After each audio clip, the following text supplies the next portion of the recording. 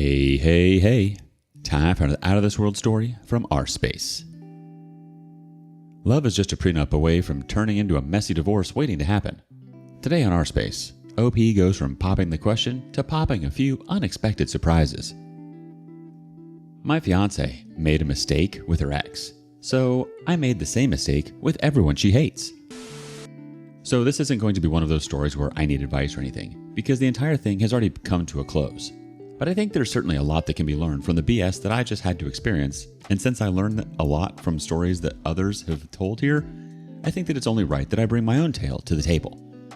I'm certainly in the mood to make light of the situation because I got my get back, and I got it good. I work at a certain large financial institution in the US, and I'm not bragging, but I'm doing pretty great for myself, with a lot of potential for growth, and all of this while I'm just still 32. During a conference I went to about 6 years back, I chatted with the woman who was sitting beside me, and we got along so well. A few months after that, we started dating, and we've been dating ever since. She just turned 30 a few days ago, but naturally, with the way things ended up, there was no need to call her to send wishes or anything of the sort. It was actually on her 29th birthday that I popped the question, and she said yes right away. There's a bit of a smile on my face looking back at that because it was one of the happiest days of my life, and I'm sure of hers. But that's soured a lot now. Aged like unrefrigerated milk. Either way, I asked her to marry me, she said yes, and we were engaged. Happy days, am I right?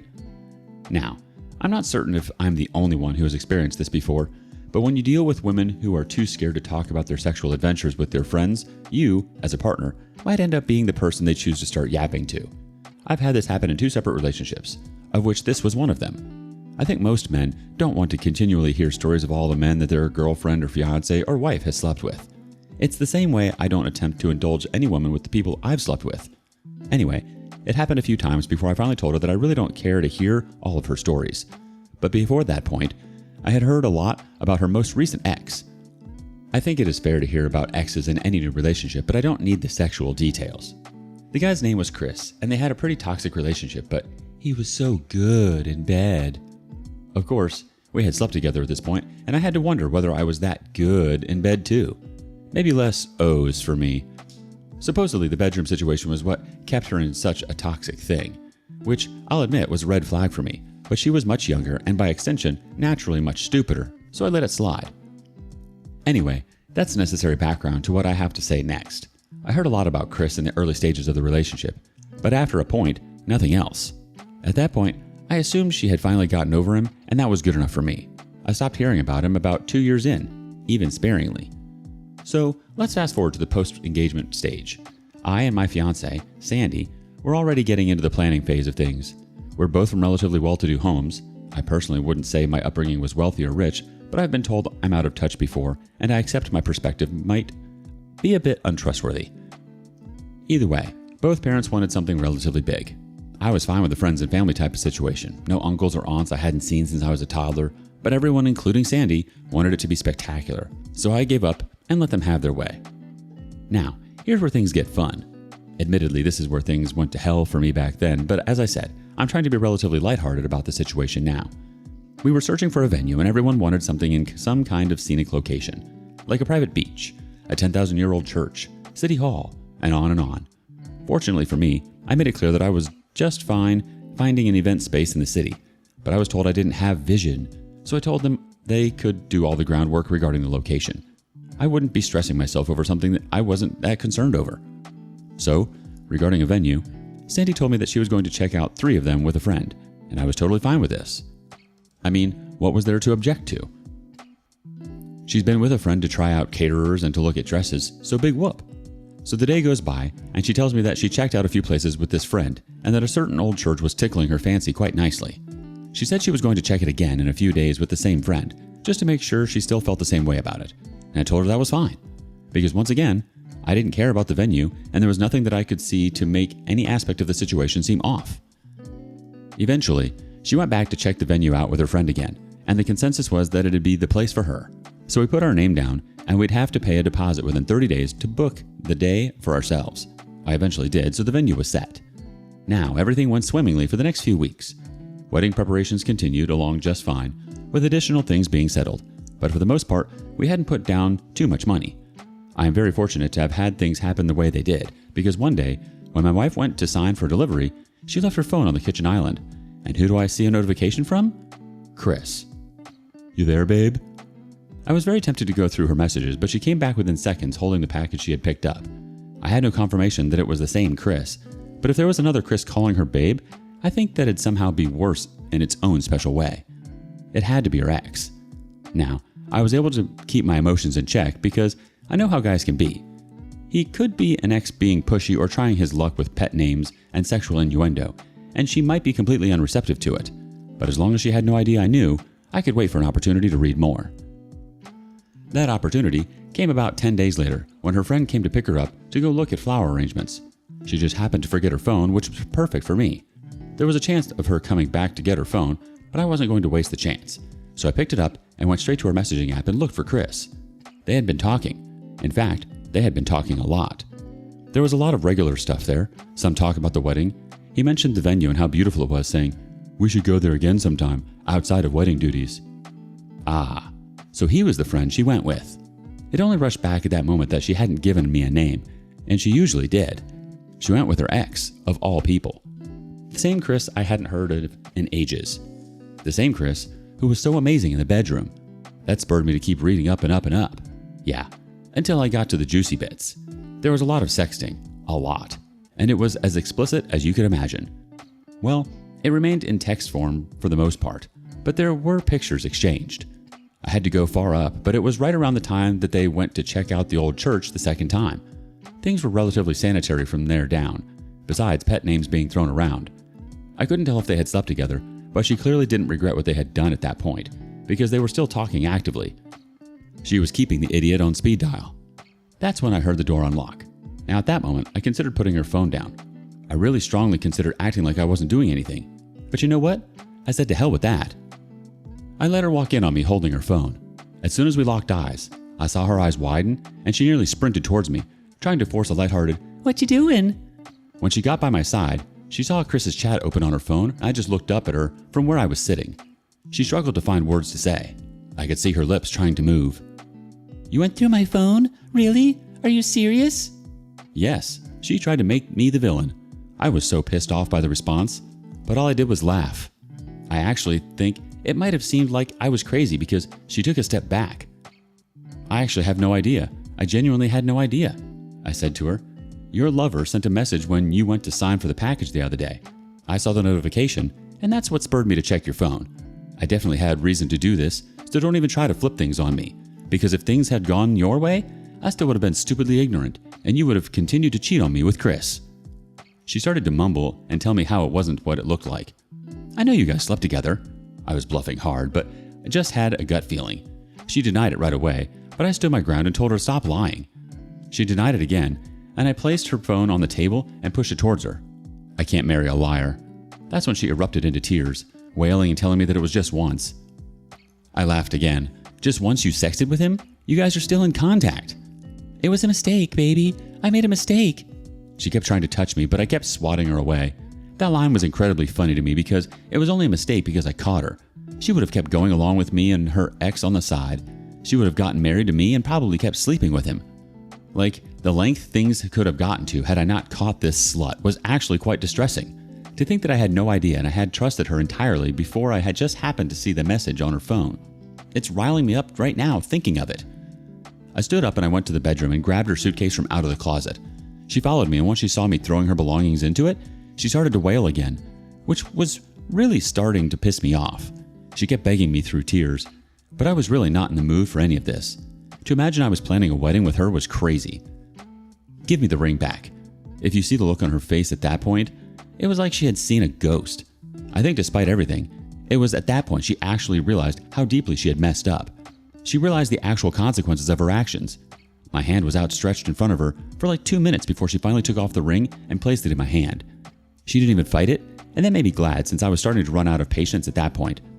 After roughly shoving some of her stuff into the suitcase, I passed it to her and told her to get out of the house, which she did silently. That night, I locked the door, turned off all the lights, and I got drunk. The next morning, I woke up to several missed calls. There were some from her, some from her parents, and even some from my parents. Obviously, she had to have told them that I said the wedding was off. but I wondered if she had told them why. Almost definitely not, I thought at the time. Honestly, I wasn't in the mood to talk to anyone because there was nothing they'd do beyond either sympathizing with me or telling me that Sandy and I could work past things.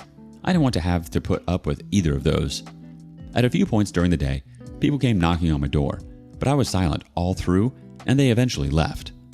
It wasn't until the next day that I created a group chat and added both sets of parents, Sandy and her siblings. I wrote a very long message detailing absolutely everything that happened, in as much detail as I cared to include at the moment. I didn't care that her parents were there or that mine were there. If they were going to have any input on the state of the soon-to-be canceled wedding, they'd need to know exactly where I was coming from. So yeah, I told them absolutely everything. It was tiring recapping the whole saga, but I did. The group chat was silent for a full hour after that, even though I could see that several of them had read the message, including my ex-fiancée. The first indication I had gotten that someone had actually comprehended the entire thing was when my dad called me. I remember exactly what he said. "Son, I'm sorry. You made the right choice. It'll hurt, but it was the right choice." That stuck with me because a weaker man might have gone back to his vomit when the pain got too strong, but I never even considered it every time I remembered that line.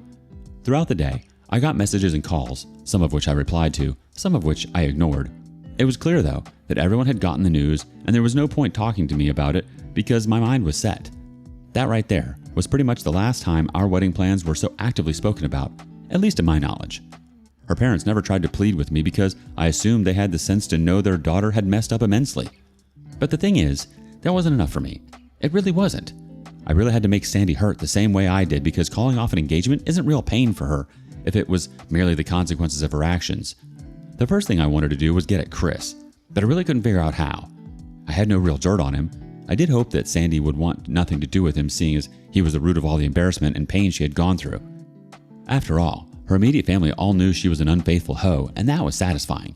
It probably would have helped if I had come to ask for help here on how I could get back at Chris, but honestly, my mind wasn't in the right place at the time. I hope you can understand that. So I let him go despite not wanting to. However, the real person I needed to get back at was Sandy, and I had a plan. Here's the thing. We weren't together anymore. Anyone I chose to sleep with at this point was entirely fair game, even if it was her sister. No, I wasn't planning to sleep with her sister. I'm just making a point. The thing was, I wanted to make sure it had hurt her a lot. So I had two options. Sleep with the people she loves the most, or sleep with the people she hates the most. Considering how our relationship had gone down the toilet, all her best friends would have been aware, and they'd be difficult terrain for me to navigate. However, the people she hates would be a different kind of evil. I mean, if you're reading this, think about it. How would you feel if your partner slept with the annoying guy at the office who you absolutely hate? It'd make you hate him even more. But it'd also hurt a lot because you're sharing your partner with the last person on earth that you would have chosen. That was my reasoning. So I had to go through my head to figure out a few female coworkers that my wife had complained about a lot. Top of the list was a Sophia, who she hated because she thinks she's all that, which was probably a girl speak for feeling threatened by her. That might have meant she was a hottie, and I was excited to find out. There was a college classmate called Melissa. They used to be friends, but then Melissa slept with one of my ex-fiancé's exes, and they had a huge falling out, and Sandy hated her ever since. Finally, I could recall a Japanese girl called Toki, and Sandy explicitly said, "I hate her because she tries to act all dainty and cute, and the men drool over her like fools." My list had a few other names, but let me jump ahead and tell you that I either couldn't do enough digging to find them online, or I failed to seal the deal. Anyway, Sophia wasn't hard to find. They work at the same place, so LinkedIn helped me out immensely in that regard. From there, I was able to find her Instagram account and I messaged her from there. I use Instagram a lot, and I'm not trying to be conceited, but it's a pretty attractive page to those who like slightly lavish lifestyles. I had a lot of cool outfits, my Audi showed up a few times, and a few vacations I had been on also made features.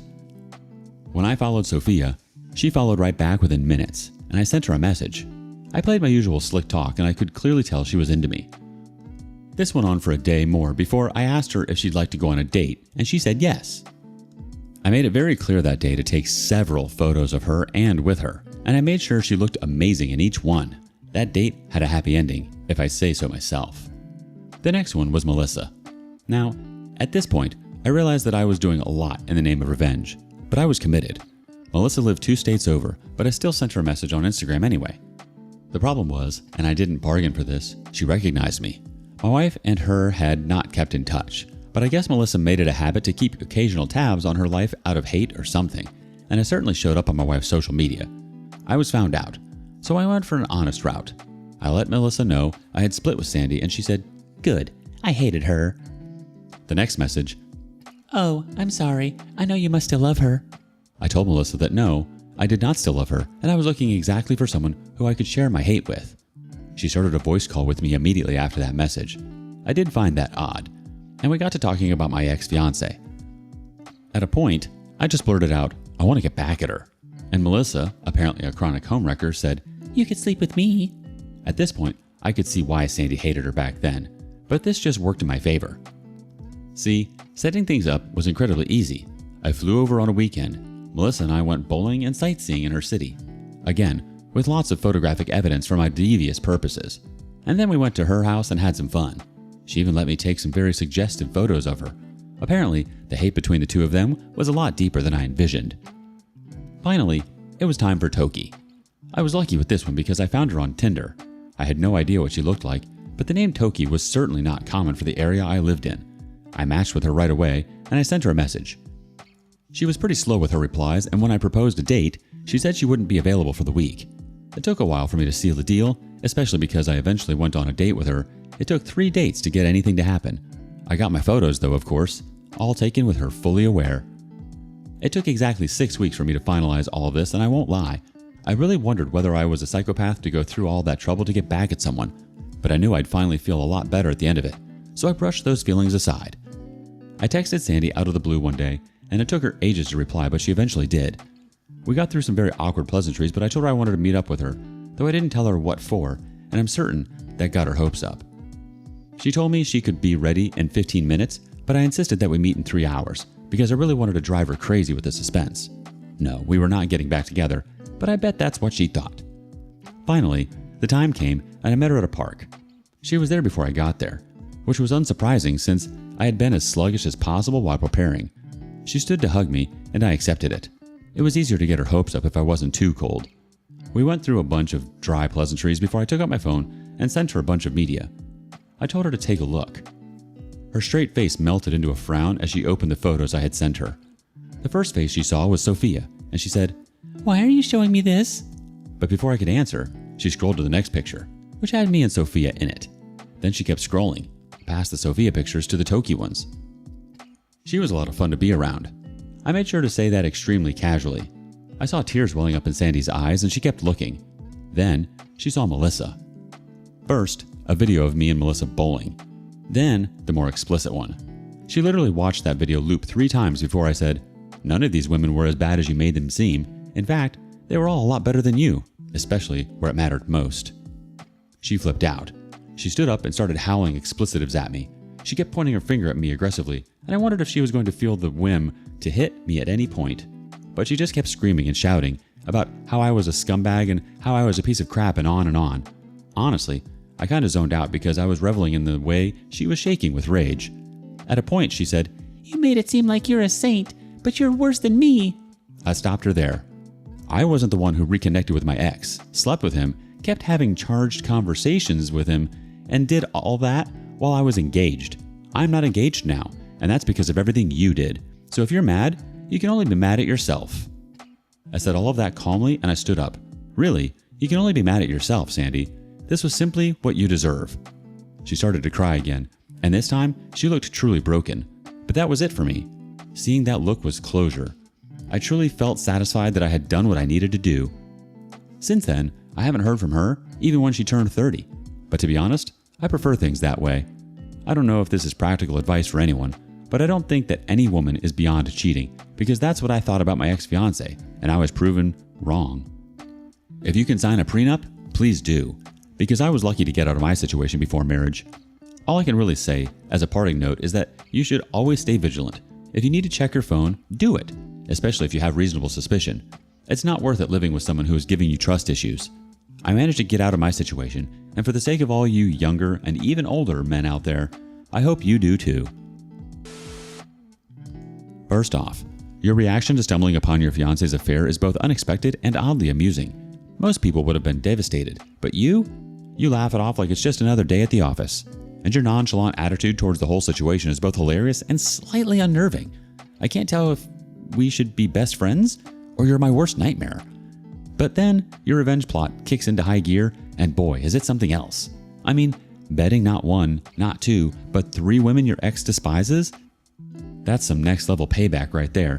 You know what they say, keep friends close and enemies closer. What do you think of OP's revenge tactics? Let us know your thoughts in the comments below. And thank you for joining us today on rSpace. Be sure to like and subscribe and hit that notification bell so you don't miss out on our next video. Until next time.